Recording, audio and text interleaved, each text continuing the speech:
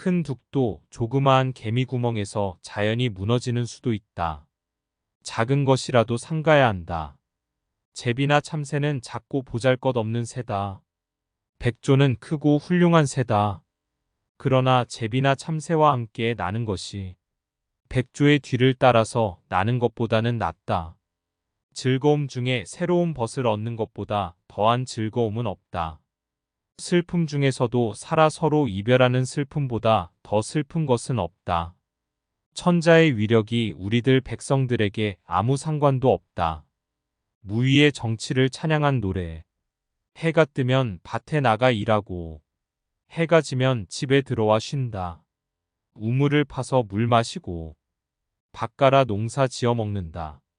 천하의 사람들은 이득이 있는 곳에는 앞을 다투어 가고 또 이득이 있는 곳에는 누구나 기꺼이 모여든다. 사람은 이득을 위해 움직인다. 추운 다음에는 더운 것이 오게 되고 또 더운 다음에 추운 것이 오는 것은 자연의 이치다. 공명만을 내 것이라 생각하고 언제까지 머물 것이라 생각해도 그것은 불가능한 일이다. 풍년이 되면 백성의 삶도 풍요로워져서 자연이 염치와 양보 같은 아름다운 미덕이 많아진다. 흉년이 되면 인심도 사나워져서 예절도 적어지게 된다. 행하는 바는 반드시 바른 길을 걷고 요행을 바라는 마음을 품어서는 안 된다. 황하의 물이 맑기를 언제 기다리느냐. 사람의 수명이 얼마나 된다고. 할 일은 빨리 해야 된다. 사나이와 사나이 사이에서는 의기의 투합이 가장 중요하다. 어째서 돈으로써 사귐을 할 필요가 있을 소냐. 사람은 산에서는 발을 헛디뎌서 넘어지지 않으나 아주 조그마한 개미둑 같은 언덕에서는 넘어지는 수가 있다. 큰 일에는 조심하지만 조그마한 것은 소홀히 해서 큰 일을 실패하는 수가 많다는 말. 사람을 사귀는데 자기가 가난하다고 부끄러워해서는 안 되는 것이다. 가난을 부끄러워한다면 참된 우정은 생겨나지 않는 것이다.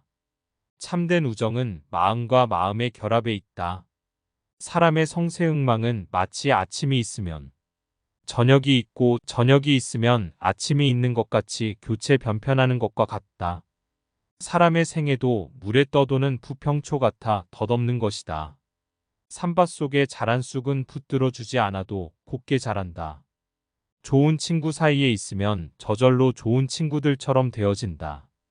새로운 것을 얻고 옛 것을 모두 버린다면 반드시 뒤에는 쓸쓸한 삶이 올 것이다. 서로 마음을 터놓은 당신과 나 사이에는 마음의 멀고 가까운 구별은 없다. 단지 당신이 지금 떠나가는 변방 땅에는 거센 바람과 찬서리도 있을 것이니 부디 몸조심하길 바란다. 손님이 와서 상석이다. 말석이다 하고 서로 예를 다투고 있을 경우에는 그 손님을 부른 주인이 결정할 일이다. 손에 도끼가 없으니 구산을 어떻게 하랴.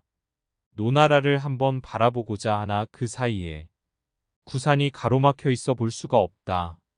그렇다고 해서 구산을 찍어낼 만한 도끼나 손도끼도 없으니 어떻게 할 수가 없다. 술을 마시려거든 원대로 마시고 유쾌하게 노래 불러라. 이 인생 얼마나 된다고 하느냐.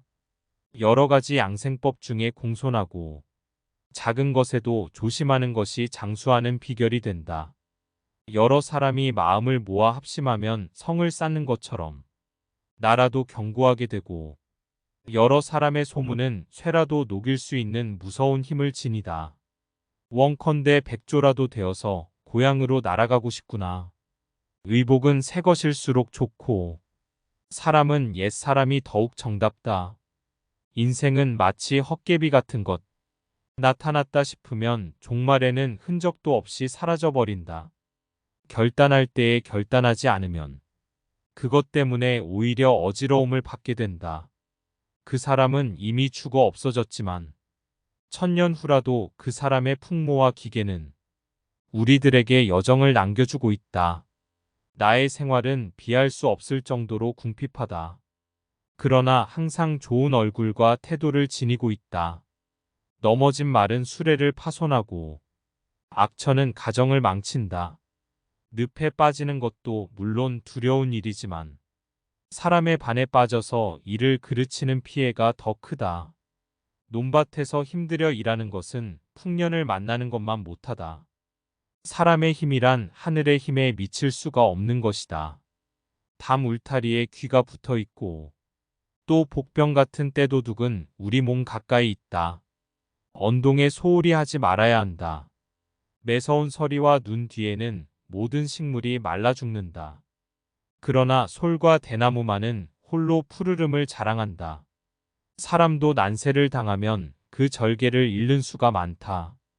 그런 세상에서도 변하지 않는 송죽 같은 높은 절개를 지닌 당신일 줄은 몰랐다. 무새들도 저녁 때가 되면 즐겁게 몸을 의탁할 보금자리로 돌아간다. 나 역시 작지만 나의 사랑하는 초막이 있어. 삶의 터전으로 삼아 기뻐하고 있다. 물이 너무 깨끗하면 고기가 살지 않고 사람이 너무 살피게 되면 인재가 모여들지 않는다. 인생은 불과 100년을 다 채우지 못하는데 항상 1000년이나 뒤의 일까지 걱정한다. 인생은 원래 뿌리나 꼭지가 있는 것도 아니다.